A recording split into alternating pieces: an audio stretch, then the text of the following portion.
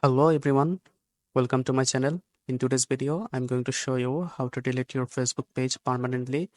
But however, it's crucial to understand that this action is permanent and cannot be undone. So let's dive into this topic. First, open your browser and search for Facebook.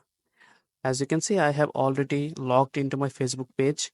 From here, you have to click on this logo option, then click on settings and privacy.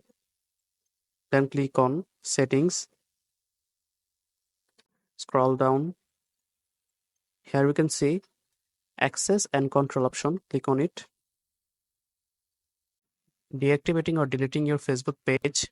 If you want to take a break from your Facebook page, you can deactivate your page.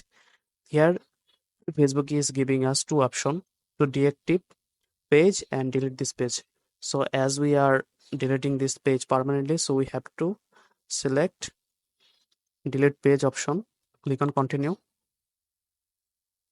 It will ask for you to transfer a copy of information or download information. I don't need anything, so click on continue. It will ask for your password.